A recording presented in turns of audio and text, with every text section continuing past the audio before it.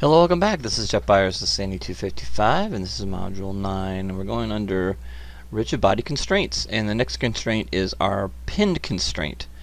The pin constraint connects two objects together with the initial position in the center of the two objects. So you can either have a rigid body and a rigid body, or a rigid body and a passive rigid body. So you have those two positions. So let's go ahead and look at it.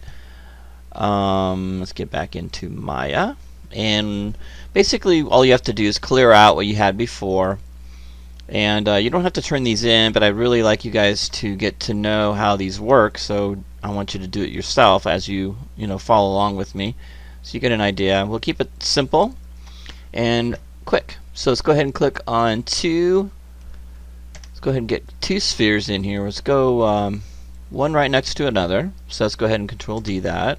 Move that over. And so what I'm going to do is I'm going to move those over. I'm going to click on this guy, move it over here. And for this demonstration, I'm going to go ahead and duplicate these one more time over here. So we're going to have rigid body, rigid body, rigid body, passive rigid body. So you can see how they all work. So I'm going to click on those two.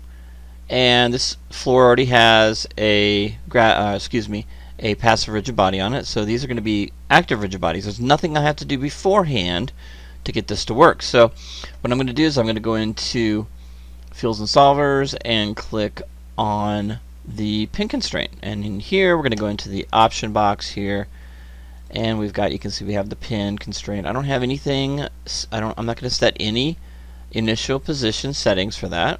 Okay, you can type in enter penetrate, and what I've understood is that if you click on that, it will simulate faster. But I'm just going to leave that off for now, and I'm not going to set the initial position. I'm going to go ahead and click on create, and you can see that those two are now sharing that pivot point. Okay.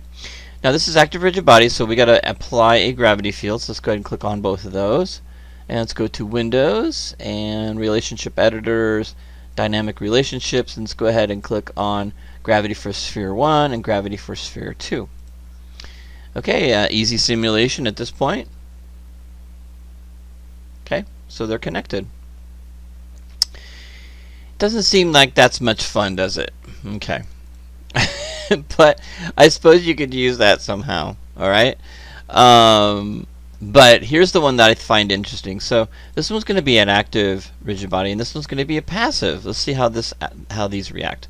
Okay, so let's go ahead and go to, now you have to create a passive rigid body first for this, otherwise it will think that you want them both active. So let's go ahead and go Field, Solvers, and create passive rigid body.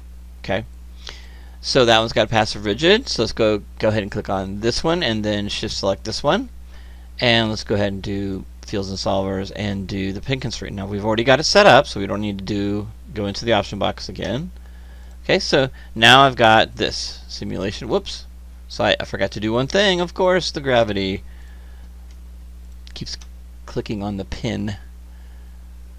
Alright. Dynamic relationships and gravity on both of those. And now we can play the simulation. And you can see that one is now holding it in place, which can be kind of fun. It could be a trap door, a swinging door. So the passive rigid body makes it more functional for me. Not to say that this doesn't, and it would be kind of fun, and you can see the changes here. If I go back here and move this up just a little bit like that, then you can kind of see something. You can see how this all works. It's like a rigid bar between the two, and they do flex a little bit and hinge, so you could use it that way. Okay, so basically that is how you can use the pin constraint. Again, you can have like a doggy door or a trap door, and have your object hit it, have it be a passive rigid body, and of course passive rigid bodies could be an animated object like a dog running, and you could have that hit the door and open it up. You don't even have to animate anything. You animate the dog running into the door, and the door will react to the character. Alright, it's very cool. There's a lot of cool things you can do with this. So that is the pin constraint. Alright, I'll see you in the next video.